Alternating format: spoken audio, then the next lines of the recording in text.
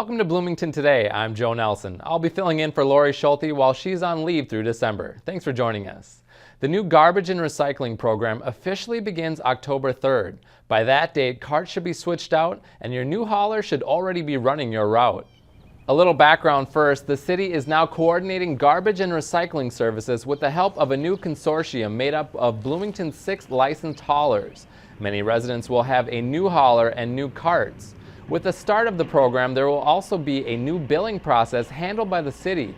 You will receive your new garbage and recycling charges on your first utility statement following the October 3rd start date of the new program. Your initial charges will be prorated. Your subsequent statements will include full charges unless you have suspended service for a month or more. If you paid past October 3rd with your previous hauler for garbage and recycling services, you may contact that hauler for reimbursement. You might also be wondering about yard waste. If you already bought a yard waste subscription for this year through your previous hauler, that service will continue past the October start date of the new program. But starting next year in 2017, or if you want to begin your yard waste collection this fall, the service will be carried out by the city. It will be a subscription service. The full service option goes from April 15th to November 30th and costs $79.50. If you want the partial service, that goes from August 1st to November 30th at a reduced rate of $49.75. That partial service is only available this fall. Starting in 2017, it will only be offered to residents who moved after yard waste season began. In following years, it will be billed at an annual rate. If you don't want a subscription, you can pay $4 per bag for on-call services. Stickers can be purchased through the utility billing office. To schedule on-call collection, you must contact the billing office 48 hours prior to your collection day. If you have questions about the program itself, call 952-563-8760 or email maintenance@bloomingtonmn.gov. If you have questions about billing, call 952-563-8726 or email utilitybilling@bloomingtonmn.gov. The preliminary budget and levy was approved at a recent city council meeting. There was an increase of 7.72% from 2016 for a total of $56.9 million. That number can only be reduced, not increased, before the December 19th adoption date. There will also be a public hearing on the levy and proposed budget at that council meeting. While the levy increased, the cost for services per median value home actually went down and will save residents about $25 in city taxes per year.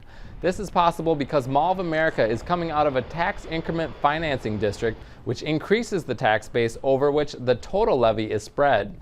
This is only a one-year change.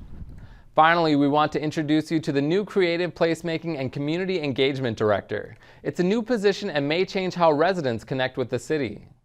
The way that the city of Bloomington is looking at creative placemaking to develop the South Loop area specifically is to build a vibrant, distinctive, and sustainable economy and communities through the arts. And community engagement is having an authentic relationship with diverse sets of groups and individuals, and especially as we're looking to target our residents, our businesses that are here, stakeholders. And so the community engagement is more than just promotional outreach or marketing. It's about actually building relationships within the community. It's a different way at looking at how do we build our cities and how, most importantly, do we develop with people instead of for people. Alejandra Palinka joined the city after working for NEMA, the Northeast Minneapolis Artists Association. She grew up in Burnsville and says the new position in Bloomington utilizes all the skills she's been building. When I saw this position, that it entailed both working with the community and working with the arts to develop community, as well as the community engagement piece, it really tied everything together that I've been interested in my career. A few creative placemaking projects you might be familiar with already in South Loop include this sculpture at 28th and Lindau and this mural near the entrance to the Minnesota Valley Wildlife Refuge. More art projects are planned to be installed in the South Loop this fall, so be on the lookout for those. As we just mentioned, that mural can be found near the Minnesota Valley National Wildlife Refuge in South Loop, a place that's celebrating a big milestone. The refuge has been around for 40 years and several events in October will celebrate the Bloomington resource. On October 1st, there will be a grand opening for the Nokomis Minnesota River Regional Trail at the 12th Avenue Bridge over 494 at 10:30 in the morning.